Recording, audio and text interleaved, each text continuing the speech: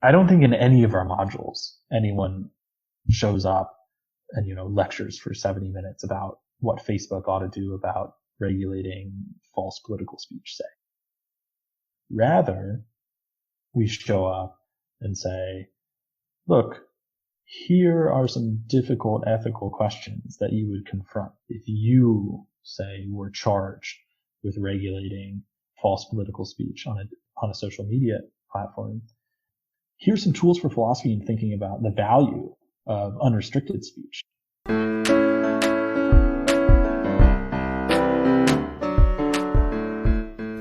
This is Sachin. And this is Eric.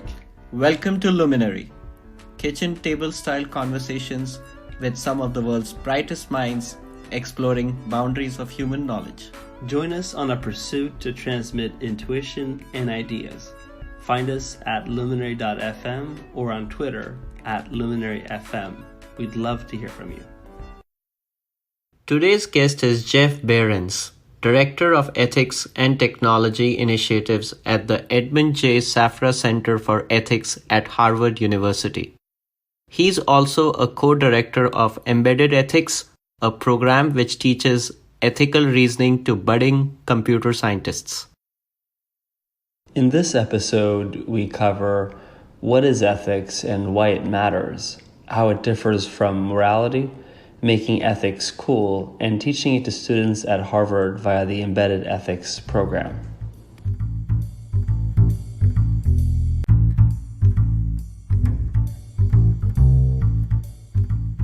The way we like to start with the genesis and the evolution. So we'd be really curious to hear about where you grew up and your evolution to date. How'd you end up where you are right now?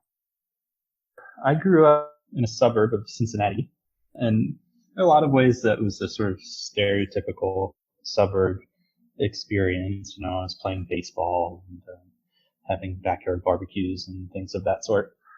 And I sort of think that the start of my sort of journey toward philosophy anyway started in high school. So I have an older sister, and she was a senior in high school when I was a freshman. And sort of out of nowhere, as I remember it, she gave me this book one day and said, I've been taking this class. We were working through this book, and I think you might like it. It was a sort of short history of Western philosophy. I was, 14 or whatever, and hadn't had any exposure to this, but, I was like pretty dorky and enjoyed reading, which I also have my sister to thank for.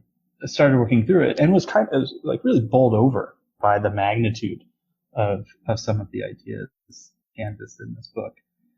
So this is like my first introduction to Aristotle and Hume, Kant, and these towering figures. And it really kind of sucked me in. And so I was reading a little bit on my own throughout high school, and I had an opportunity to take some classes that more directly engaged with philosophy. So by the time I got to college, I was pretty sure that I wanted philosophy to be part of my experience somehow. I didn't know exactly how it would fit in because I had other interests. And I ended up double majoring in philosophy and English and minored in theater. I sometimes joke with my students that I knew I wanted to be impoverished after graduation, but I wasn't sure how. But yeah, I had a fantastic experience. This was at Loyola University, Chicago, which has this large eclectic philosophy department. And from there, I attended the University of Wisconsin in Madison to pursue my PhD. The next stepping stone was my first job at Illinois State University, where I worked for a few years.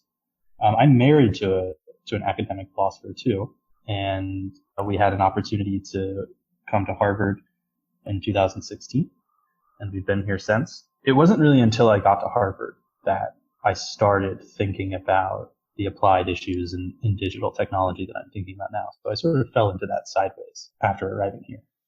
What was the name of the book? It's called The Passion of the Western Mind. And it's funny, I bet I still have my tattered copy sitting somewhere on a bookshelf, but I haven't really gone back and thought about that book in a long time, despite it its central role that it played. I can imagine now that, I mean, there are friends that I have from high school that I'm still in touch with, and if they're going to listen to this, they're going to laugh at these moments because I carried it around with me.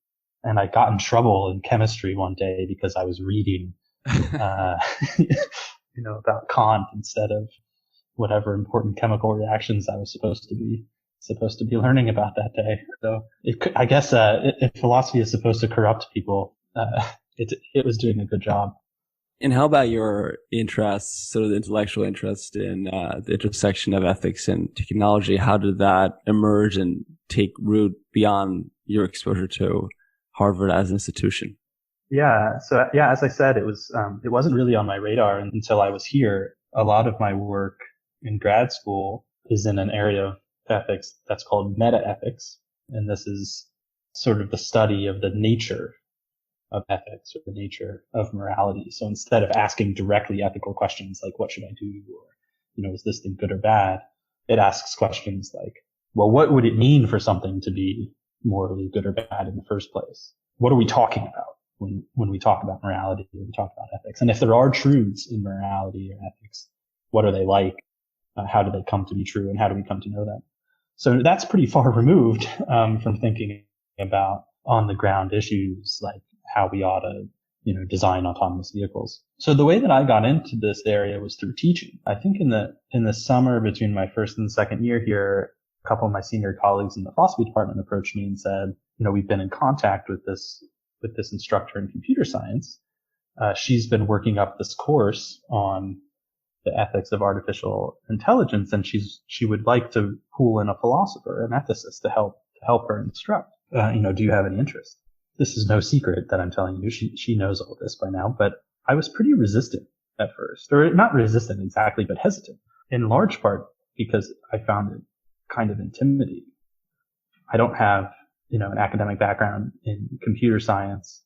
I was doing some C++ coding, in high school, for a semester, but I think that had been my last exposure to anything really resembling computer science. And then, as I was just saying, a lot of my work wasn't really applied anyway. So, forget the specifics of computer science. I sort of had my head in the clouds and was thinking about quite abstract areas in ethics and not on the ground issues. So I found it kind of intimidating, to walk into another discipline and try to be a meaningful part of the conversation.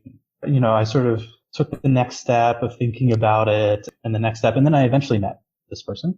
It's Barbara Gross, a towering figure in natural language processing in particular. And so we eventually sat down, and I think it probably took 15 or 20 minutes for me to be convinced that, not only would I have something to contribute here, but across the table for me was a partner who really understood what it would mean to work with a philosopher, and who really understood the kind of value that philosophical engagement could add.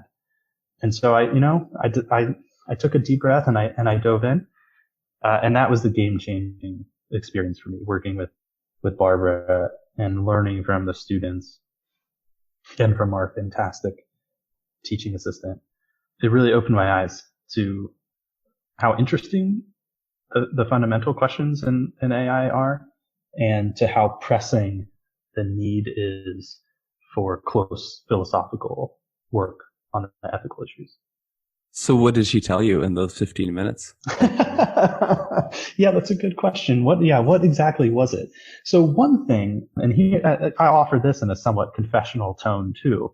Another thing that made me a little hesitant is that, not everybody who's worked in the natural sciences, I think, really understands what philosophers do, and that's mostly our fault. Even if they do understand it, I think a lot of folks don't hold it in high esteem. The one thing I think that was really exciting about that first conversation with Barbara is that she had years of experience of working with philosophers, especially in her early work on natural language processing. So, in that context, it was primarily work in philosophy of language and then in philosophy of action, which is useful when you're thinking about kind of the internal architecture of digital or robotic agents. Having a little bit of shared vocabulary, a little bit of shared understanding of the methodology of philosophy, really went a long way. I guess one other thing that strikes me right now as I look back and think about that conversation, and it was, I don't know if this is to put the point too strongly, but the degree of humility that she showed. She'd been working on this class for a couple of years already. She had already run it, but was clearly willing to defer to my expertise in shaping the ethical material and the instructional methods as we saw fit. Maybe the way to summarize that is that I had the impression that there was an opportunity for a genuine collaboration rather than two people who happen to be teaching on alternating days or something, but where there's no real deep connection. And once I had the impression that it wouldn't be like that, it was easy to sign on.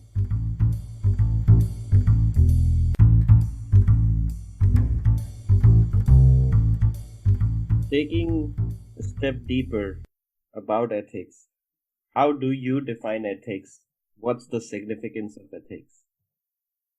I think of ethics as being a quite broad area of study. The primary question, as I see it, in ethics is a simple one, but a somewhat profound one. And it's, what should I do? It's a simple practical question, right? So it's not a theoretical question. It's not a question about gaining theoretical knowledge or, sort of a descriptive understanding of the way the world is. It's a normative question in the sense that it's about a should or an ought. And it's just, what should I do? A question that confronts us all the time, confronts us in simple and complex scenarios. And so I think of ethics as the area of study that informs the answer to that question. At least that's a good place to start. And then I think there are sort of bits of ethical theorizing that don't neatly lend themselves as direct answers to that question, but are adjacent to that central question. Everyone wants to know what they should do. That practical question confronts us all the time. Of course, we're going to get competing answers to that question if we localize it to a specific case, and we're going to get crazy differences of opinion about how to theorize more deeply or identify deeper principles that inform what to do on a particular occasion. But everyone is interested in that question. I think there's no escaping the significance of ethics understood in this way, because it's just a question about how to get on with our lives. At the same time, I think it's just astonishing how tucked away ethics has been, or how little it has actually been incorporated into the fabric of our societies and our, I guess, psyches. I think one of the things is just, how do you make ethics cool? I mean, yeah, you're young and cool. I'm sure you have some ideas around this, but I think this is one of the issues. You heard it here first. I'm young and cool. It's not a cool topic, I think, for a lot of people, but it's actually really cool. Like, what should you do when you search for resources in particular on ethics versus morality, or sort of contrast ethics versus morality online? It's just baffling. That it's a big mess. I haven't really it's just so astonishing that there seems to be no clear answer. So please, could you help us? Let me take a couple steps back and address one or two ideas in the way that Sachin set things up too. So first, broadly, I agree with the two of you that, if you take a bird's eye view and ask how deeply ingrained is ethical thinking in the way that, it's practiced by people like me in academic philosophy, how deeply ingrained is that into broader society in places like the U.S., or let's just take the U.S. as an example. I think it's fair to say that the answer is it's not very deeply. Now, I think it's worth pointing out a couple of success areas. So I think medical ethics, bioethics in general, has done a really nice job of establishing itself as a widely respected interdisciplinary enterprise that has real application, real efficacy in the world. It's not that this never happens, because we should take some confidence in that. But I think it's right that there's a kind of generalized lack of understanding about what people like me might have to offer to the public at large, say. So then there are these kind of outstanding questions still in the air here, like how do you fix that? How do you make ethics cool? And then there's this particular question about ethics and morality. So let me see. Let me take that last question and see if we can work our way up to the harder thing. I suspect part of the reason that, your internet searches haven't yielded enlightenment on this is that there's genuine disagreement among philosophers about the best way to conceive of these ideas. I'll tell you a little bit about how I think about it and a little bit about, how some other folks think about things. As I said already, I like to think about the study of ethics in this sort of capacious way. When you're doing ethical theorizing, you're just doing anything that's going to help us inform the answer, what should I do? And understood in that way, that might include lots of things that people wouldn't ordinarily think of as being moral in nature. In answering the question, what should I do? It might be important for me to pay attention to my self-interest, for example. And a lot of people think, well, no, morality is not about self-interest. Morality is about being other regarding. It's about the interests of others. I think that as I think about it in a fairly good company here, one way to understand what's going on is that if it makes sense to treat morality as a sort of special domain, it's a subset, an important subset, most of us think, but a subset nonetheless of ethics. And so moral considerations are a subset of ethical considerations writ large. And then there's this further question, which is how to understand what that subset is. What makes something a moral consideration instead of not? And that itself is a pretty interesting puzzle, I think. I'll confess to not having very firm views on this, but I'll just mention a couple of ways of thinking about it, and happy to think out loud more with you guys. So one way that people think about this is something that I alluded to just a moment ago, which is trying to identify a special kind of content that moral considerations have. That is, you might think that the domain of the moral is about something in particular, and it could be about the way that we engage with other people. Morality is about what I'm allowed to do, once I start butting up against Eric's life and Sachin's life and the lives of people around me, what I'm permitted to do, maybe what I owe to them, things of that kind.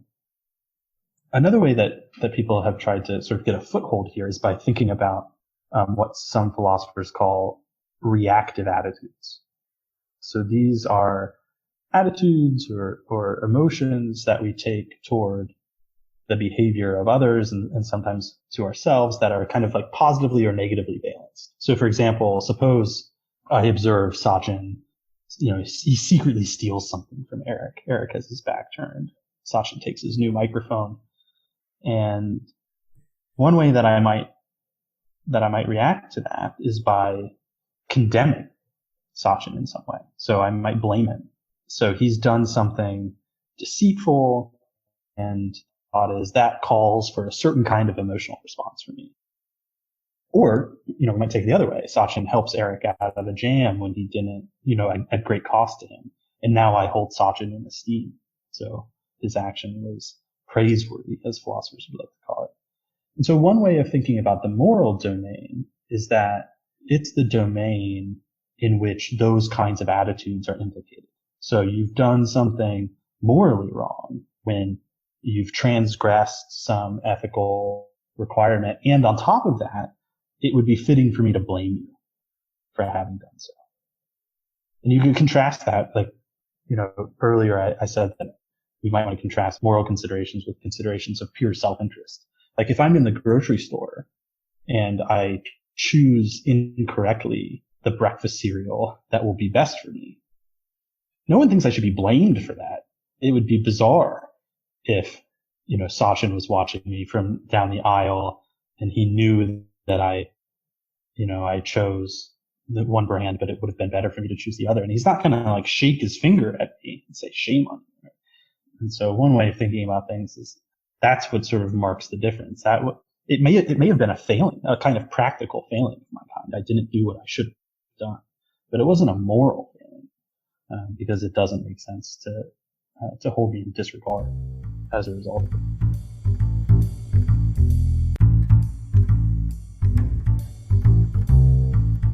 How do we think about segmenting ethics? When you study ethics, how would one study ethics? What are the different subdomains? I'll give you the sort of textbook answer as a start. The typical way that you would see this divided up in an intro text is that there are three main areas of study in ethics. And you can kind of think of them as lying on a spectrum from most applied, that is, most directly concerned with the day-to-day decisions we make about what actions to take, to least applied, so getting increasingly abstract.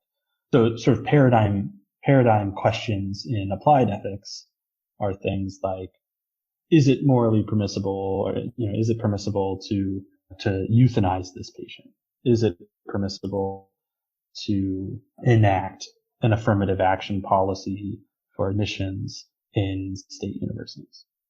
Taking one step up the chain of abstraction is often in philosophy called normative ethics, although I think maybe most helpfully for people who are coming to this anew, just think of as ethical theory. You can imagine, suppose you do a bunch of applied ethics and you get convinced of a series of judgments. So you think, yeah, it's okay to euthanize patients of that kind. No, it's not okay to institute affirmative action policies of that kind. And you sort of go through a list of topics and reach some judgments. Well, presumably you should expect that there's some higher level principle, some theory that organizes and explains why the verdicts in applied ethics are the way that they are, right? It's not like just some giant hodgepodge. To use a little bit of philosophy speak, one of the main jobs of the ethical theorist is to try to identify the necessary and sufficient conditions for permissibility or impermissibility. So we want to know exactly under what conditions would an action be morally permissible or impermissible, and why. What explains why, say, euthanizing this patient is impermissible. Let me pause there to note that both of those areas of inquiry, applied ethics and ethical theory or normative ethics, are first order in the sense that their objects of inquiry are directly ethical, right? So the answers that you're going to get to the questions in these domains are themselves normative in the sense that I introduced earlier. But the third main area is not like that. I said a little bit about this a few moments ago. This third area is called metaethics. And what's really distinctive about this area of inquiry is that it's not marked by a first order investigation into the content of ethics. Rather, what we do is bring to bear philosophical questions from other domains and apply them to ethics itself. So we want to ask, for example, how do we come to know what the ethical truths are? This is a question in what's called epistemology in philosophy, the study of knowledge and our justification for beliefs. Forget what the content of ethics is. How do we come to know ethical truths in the first place? That question presupposes that there are some ethical truths. And we could ask that question. We could ask, okay, well, are there any truths in ethics? And according to a lot of philosophers, the answer to that is no. It just doesn't make sense to treat ethics as an area of inquiry that's sort of on a par with, say, physics. We're doing something else when we engage in ethics, something that's unlike when we engage with questions in the sciences. So are you saying that ethics predominantly is a non-binary exercise, more of a spectrum? Well, I mean to be saying that if you come across a philosopher and ask, what do you study? And they say ethics, you haven't yet learned very much about what they might be taking themselves to be doing. They might be doing one of these three things, or indeed I think even some adjacent things that don't really fit nicely into these sort of typical textbook divisions. There may be definitions, but the application of those definitions goes much more beyond the scope of those definitions, where these questions may come up. I think what I would be tempted to say about this is that we sort of have to have rough categories of this kind in order to get on with the business of introducing people to the interesting questions in ethics as it's studied philosophically. And if at the end of the day, in the process of our theorizing, in the process of our inquiry, we want to give up on one of these categories, or if we want to say, you know what, it doesn't really make sense to think about applied ethics as being really distinct from ethical theory at the end of the day, then fine. I think we should treat these categorizations as sort of helpful tools to get started. But in principle, they could themselves be up for investigation and up for revision. Maybe that's what makes it cool. Maybe that's what makes it cool. Yeah. I mean, yeah, I'm glad. Well, good. I'm glad that you reminded me of that. So I kind of think that what it takes to convince people that people like me and my colleagues in philosophy have something to offer, to convince them that there's something cool here that they should engage with. In part, what it takes is convincing them that we know what we're doing, that there's a kind of methodology that can help clarify these questions and can help people arrive at answers. I think that, and this is understandable to a certain degree, I think that there's a sort of perception of a lot of philosophy and ethics in particular that it's just sort of loosey-goosey, right? We're going to think about some ethical questions, but, Eric's going to arrive at his answer, and Jeff will arrive at his answer, and other people will be guided by their feelings and intuitions, and there's really nothing more to be done at that point. And I think that's wrong. So I think that what's valuable about exposing people to philosophy is that it can provide them a kind of skill set. It can help them reason through these questions in a way that is productive. Let me add just one thing to that, actually, that occurs to me, is that I think that's part of what makes collaborations between philosophers and computer scientists successful. Because I think for a lot of students who are coming up through computer science and then get exposed to philosophy, kind of indirectly through people like me, at first they have their guard up and they think like, okay, this guy is just going to help us think about our feelings and, we're not really going to do anything rigorous here. But that's not true. There's a kind of rigor and a kind of analytic methodology to philosophy, at least as I think of it. And indeed, that's actually pretty attractive to people in sciences like computer science. There's a real opportunity to draw people in these ways. Would you recommend any resources for having an entry point into learning more about the basics of ethics? Let me recommend a couple of things that are quite different in kind. One kind of thing is a sort of academic looking introduction to philosophy. The kind of thing that resembles, what would happen in an intro to philosophy course or an intro to ethical theory course. And here, I can plug some text by my dissertation advisor, actually, a professor at UW-Madison. His name is Russ Schaefer-Landau. And he's done actually a few introductory level texts that I think are really good. They're accessible, but also rigorous. So a couple of titles. One that does a really nice job with the meta-ethical material, Whatever Happened to Good and Evil. And so it sort of invites the reader to think about why we don't talk about, explicitly ethical things, why we're not in the habit of collectively issuing judgments of the ethical goodness or badness of things, and kind of takes the reader through a little introduction to some main issues in metaethics. But then he has some other titles that would do well in the other areas as well. But I think another way to approach this is just by getting people to think about lived areas of difficulty, areas in which there are pressing ethical considerations. And I think for some of this, it might be best to approach those without really going to philosophy first, but going to the social science, going to the journalism that will expose the import of the ethical questions, even if it's not the sort of thing that's going to help, with the philosophy side of things. Unsurprisingly, given my recent interest, I'm thinking of things like weapons of math destruction. Now a few years old. I'm thinking about automating inequality. These are titles that are going to sort of lay bare the deep ethical issues in the use of automated digital technologies. And so I think what you kind of need after that then is a way to dig in to the methodology of philosophy to try to help provide answers to those questions.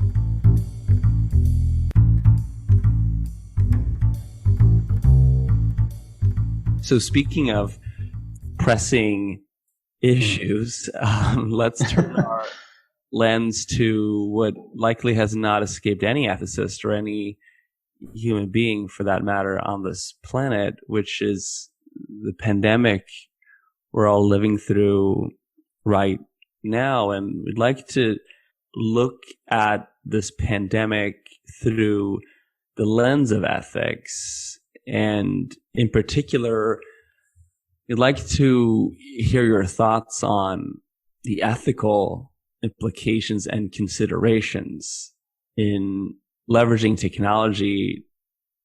How do you reason about that broadly? Part of what you're asking, I think, Eric, is how we should be thinking about the potential role of cutting edge technology in addressing the threat of the pandemic, the harms of the pandemic. I think there's an important message here. So this isn't the entirety of an answer, but I think it's an important part of the answer, which is that I think that the attention paid to the potential, gains offered by cutting edge or near future technology is a little bit of a distraction.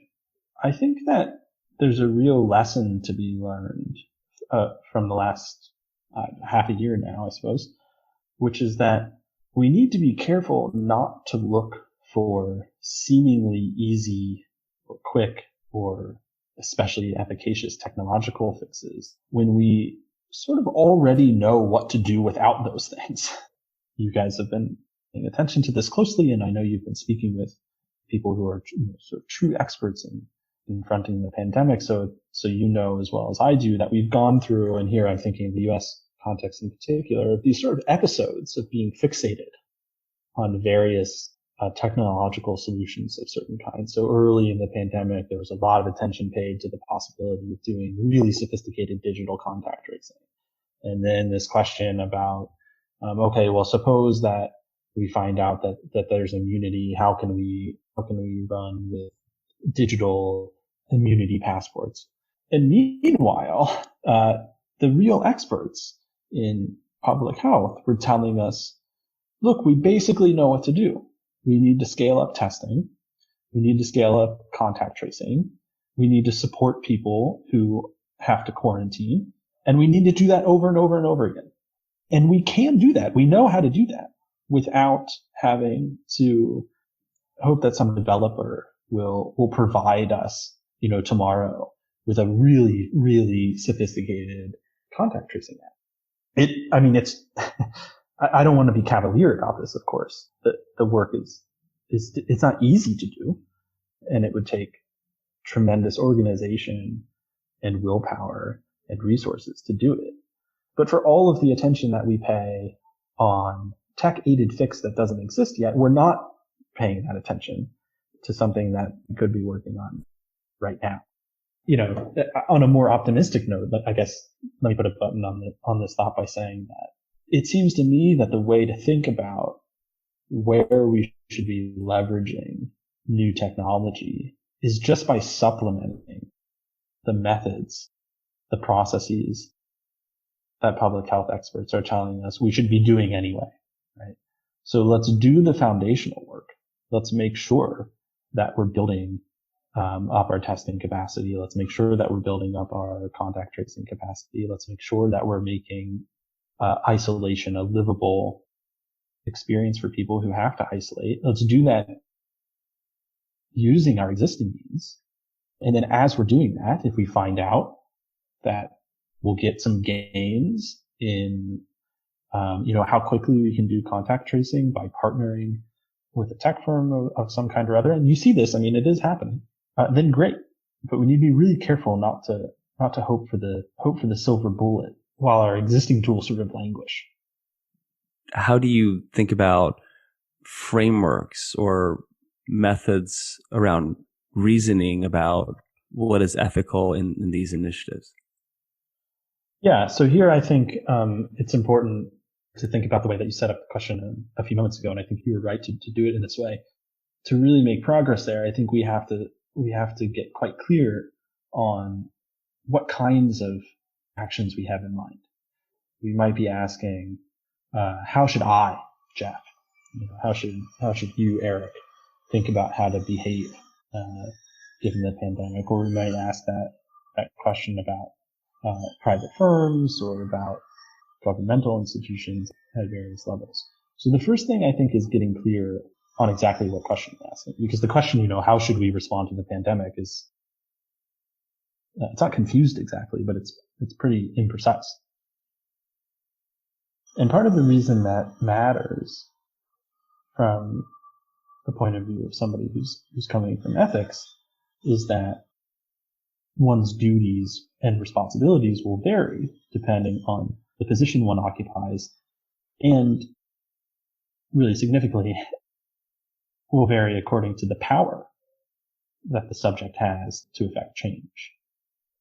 And here I'm not saying anything you haven't heard before, I'm sure. One of the things that's been really disappointing about the U.S. context in the last half year is that the actor that probably possesses the most power, and here I'm sort of using actor in a broad way, so let's just think of, say, the federal government writ large. There are really kind of a couple of things going on here. So one is just that, as a matter of fact, that entity has lots of power. And so it's capable of doing things that other entities can't do.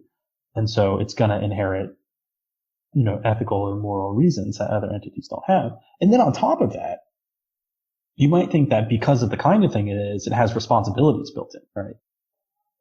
On a kind of simple way of thinking about things, the point of the federal government is to put us in a position to solve massive coordination problems of the sort that we face in light of the pandemic, or at least that's part of the point.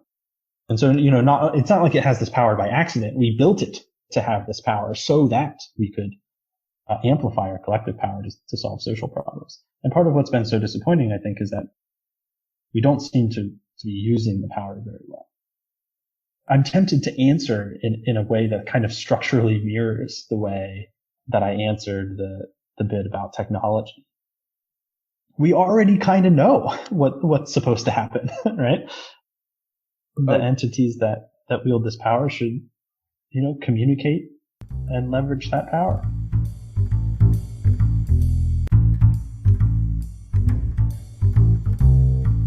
You've been doing a lot of work with initiatives at Harvard, embedded ethics. Tell us more about the genesis and the motivation behind it. What is embedded ethics? Yeah, so embedded ethics is a really exciting program. I think it's a teaching collaboration, a pedagogical collaboration between philosophy and computer science at Harvard. Although we're sort of now expanding, the model is expanding to other campuses even as we speak. And the spirit of the program, I would say, is to infuse standing computer science curriculum with expert ethics education, rather than trying to introduce new courses into the curriculum, or rather than trying to teach computer science faculty enough to sort of get on with some ethical content themselves. Our aim is to get philosophers into computer science classrooms. And the goal is to integrate the technical content that already features in those classes, integrate it closely with some ethical reasoning. So the spirit of the thing is to embed and distribute. Get inside the classes, really work on a collaborative, interdisciplinary method, and then try to do that as much as we can. So the program it was founded by Barbara Gross, who I mentioned earlier, and one of my colleagues in philosophy, Allison Simmons. One of the things that I think is really cool about the genesis of the program is that Barbara and Allison were really responding to demand from the undergraduates, because there were a couple of classes in the CS curriculum, like the one that I co-taught with Barbara, that did explicitly address ethical issues in computer science, but the students wanted more. I think one student in particular knew Barbara and was asking about this, and then also happened to be taking some classes with Allison, and just said, look, you guys should talk to each other and see if there's a way to work together. And so the solution that Barbara and Allison arrived at is to recruit advanced PhD students in philosophy to custom build and then deliver little ethics modules for computer science classes. So it started small. I think in the first semester they were working with a small handful of classes, 3 or 4. We now operate in about half of all CS classes in any given semester, and it's been a lot of fun. At least from afar, we haven't been a part of it directly, but at least from afar, it seems like a very potent initiative and beautiful initiative. Say a bit more about how you teach ethical reasoning to this constituency and demographic such that it's appealing. Curious to hear the philosophy around that. We talked earlier about the importance of a certain kind of humility in approaching another discipline, in crossing a disciplinary divide or engaging in interdisciplinary work.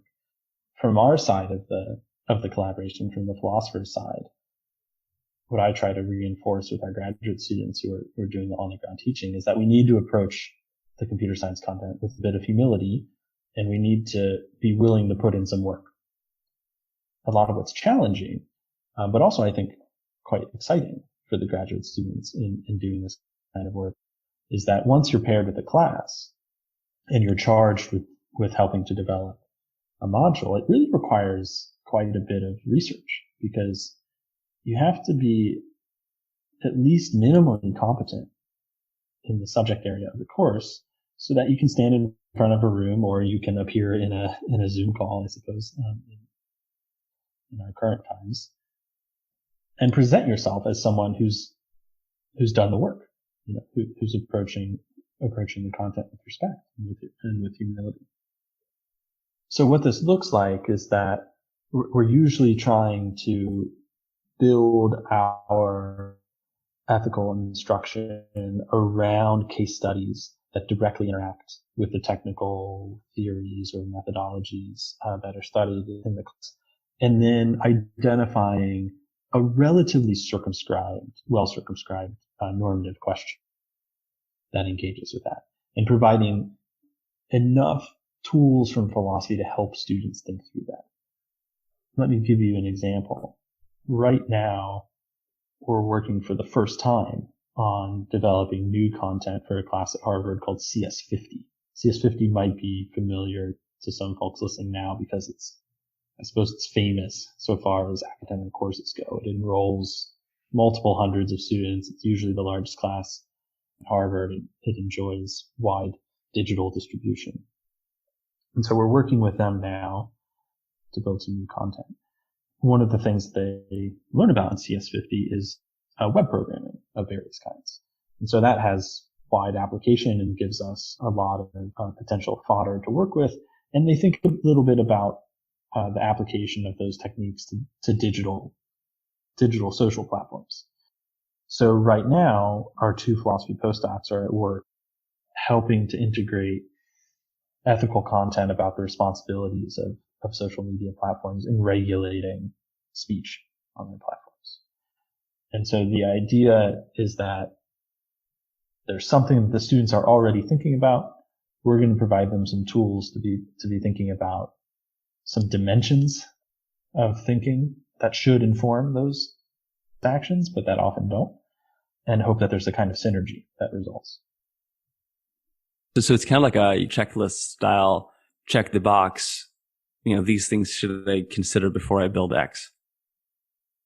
Sometimes. I think that we want to be on guard against the appearance that what we're going to do is show up, tell everybody exactly what to think about, and then, sort of once you've done that, you're done. Sometimes we might approximate that, but in my mind, it's accidental. We think about it in terms of trying to provide practice in developing a skill.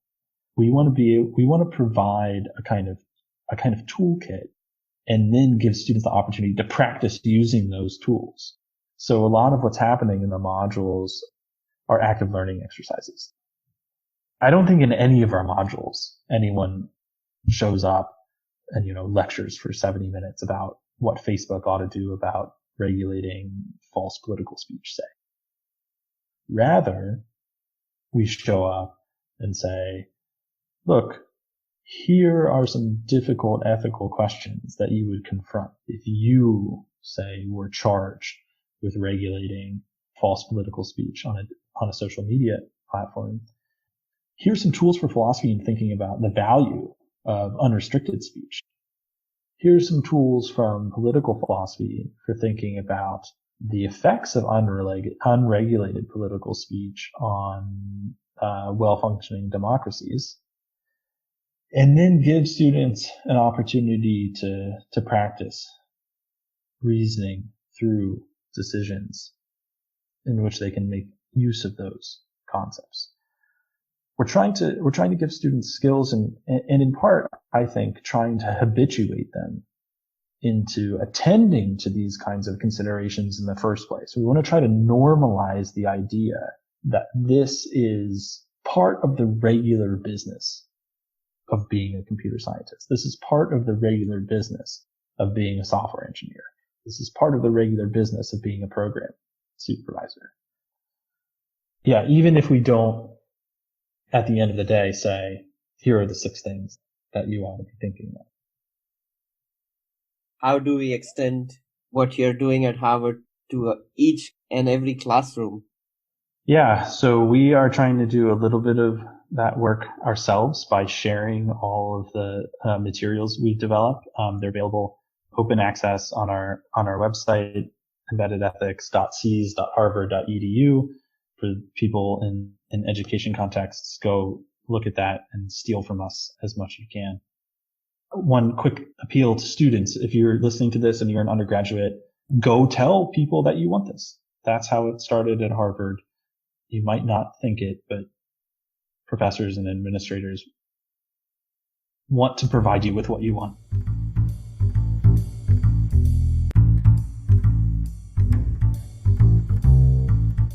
Here goes. What motivates you? I'm just very curious, and I want to do the right thing. How do you allocate your time? It's a difficult dance right now. Most of my time is spent wrangling a toddler and then furiously attempting to get work done while he's distracted. Which non-consensus views do you hold near and dear? I think that people should be way more open to pluralism about the foundations of ethics than most people are. There are lots of things that are ethically significant. They don't reduce to each other. What's the biggest trade-off in your professional existence? I suppose there's a big trade-off right now in trying to think about doing public-facing philosophical work and doing traditional academic research.